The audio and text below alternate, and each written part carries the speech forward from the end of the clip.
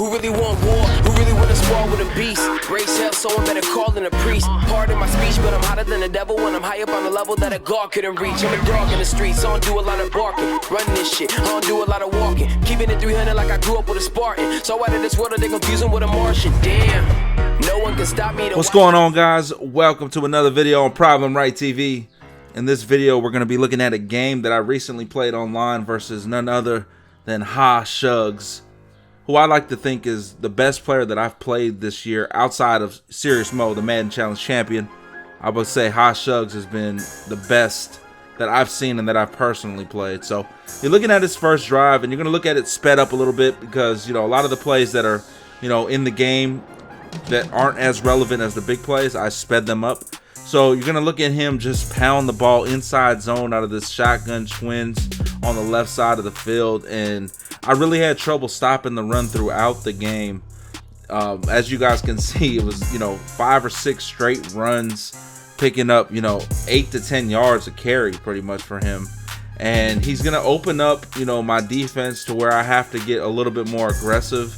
And you're going to see the consequences of that. You know, the good thing is, you know, if you can establish this type of running game, you really put the defense in a bad spot. And that's exactly what happened here. I got aggressive on 3rd and inches. You're going to see me run commit, and he's going to call the perfect play to beat me over the top and take a 7-0 lead in the first quarter. So great first possession by him, just pound.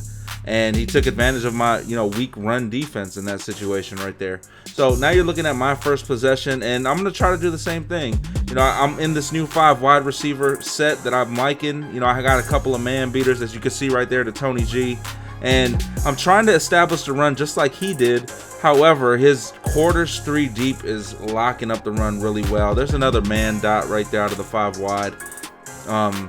Again, I'm trying to establish the run, and I'm not getting nothing as far as the run goes. He's coming down with Charles Woodson and just making great plays in the backfield, as you guys can see. Real good plays from him. Really frustrating as an offensive guy too. So he has me in a bad spot here, 3rd and 13. I know he's in man defense. I'm gonna go ahead and run the man beater to the right side of the field to Tony G. It's gonna set up a 4th and 2 coming up, and I'm going to go inside zone here, and I'm going to get lucky and fortunate to break a tackle and continue the drive, pick up the first down. So now you guys see, you know, we're closing in on the end of the second quarter. This is my first possession. My thought process here is that I just want to tie this game up and get this ball at half and put myself in a position to where I can take the lead in the second half. So I want to waste the rest of this clock and get 7 here, go to the half tied. I'm content with that. So you're gonna see me run the ball a couple more times. Right here, I'm hoping he run commits. You know, I motion the receiver, and I'm able to find someone wide open. Jerry Rice down the middle of the field. I'm inside the 10-yard line now, you know, 1st and goal, trying to score, trying to tie this thing up. I'm stuffed on 1st down. We're going to go 2nd and goal here, and I'm going to give it to Marcel Reese right up the middle, and we're going to tie this game up 7-7. Unfortunately for me, I gave him some time to work with in the second quarter, so I'm going to have to keep him out of field goal range and, you know, make sure that this game is tied at the end of the half. So there's a play right there where I just wanted to keep him in bounds. He only has 1 timeout. Clock is running right here. He's in hurry up. Less than 30 seconds left in the half. Again, I want to keep him in bounds. I am okay with that. And he's going to burn his timeout with 21 seconds left. All right, 1st and 10 for Hashugz. He rolls out left side. And right here, I felt like I could have got the pick, but we dropped the ball. It's going to be 2nd and 10 now for Hashugz. He's going to throw it to his running back, and he's going to get out of bounds, the 42-yard line, where he could have possibly kicked the field goal. He's not going to attempt it. 10 seconds left in the half. Big play coming up, you know, possibility. He's going to find a guy wide open in the middle of the field, and my thought was just make the play on the you know, the ball carrier at that point, and the clock runs out. Now it's my ball. Start the 3rd quarter. You know, I'm running verticals. First play, dump it out to Charles, pick up 9 yards. It's going to be 2nd and 1 here. You know, simple little inside zone, trying to pick up the first down. I quick snapped him, and I'm hitting the backfield, and I'm going to fumble the ball. He recovers it. Huge play in the game. Those plays right there can really take a lot of air out of you. You know, when you fumble when you're in a good spot. Now it's his ball. 2nd and 10 right here. I'm trying to get aggressive against the run, and I get caught again on my safety. And he's going to lob it over the top, take the 7-point lead. 14-7 Hashugz. Now I must score 7 here and tie this thing back up. I haven't been able to get anything on the ground, as you guys can see. It's just a struggle on the ground. His quarter street deep had really locked up the run the whole game. You know, shout outs to him. If you could stop the run on a quarter street deep, you know, more power to you. More power to you. Is it frustrating? Yes. You know, but you know, at the end of the day, you got to fight through it. 2nd and 10 right here. I'm gonna dump it off to Tony G, pick up the first down. So you can see we're closing in on the end of the 3rd quarter here. Minute 34 left. I'm gonna go ahead and throw the C route left side to Jerry Rice as we cross midfield. Again, I need 7 points. I'd rather score, you know, quickly rather than late, you know, and give him last possession. But at the end of the day, this defense that he's in is really tough to move the ball on.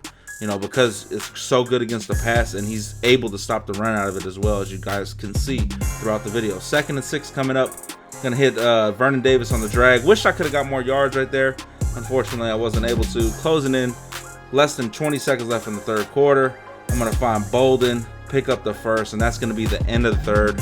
Put your 4s up. 4th quarter coming up. Inside zone right here, Jamal Charles. I'm able to pick up about 8 yards. Bring it to 2nd and 2. Gonna run inside zone again to Terrell Davis.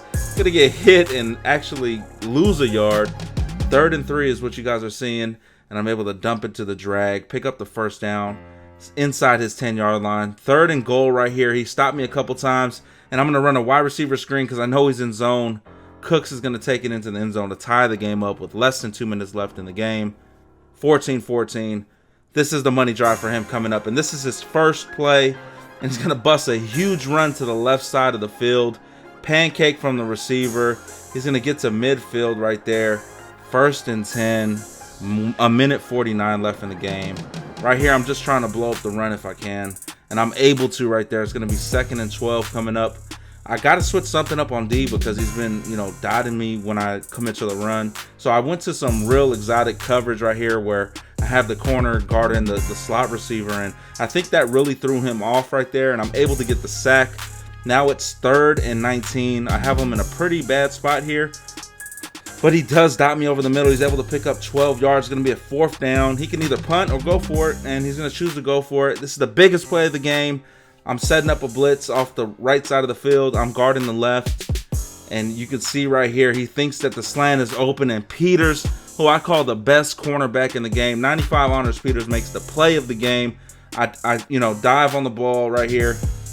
23-yard line, 1 minute left, and I'm going to call the fake fullback dive first play, and we're going to pick up a first down to Jamal Charles. I'm going to run that clock down, take all his timeouts, and we're going to be able to settle for 3 with putting him under 10 seconds left in the game.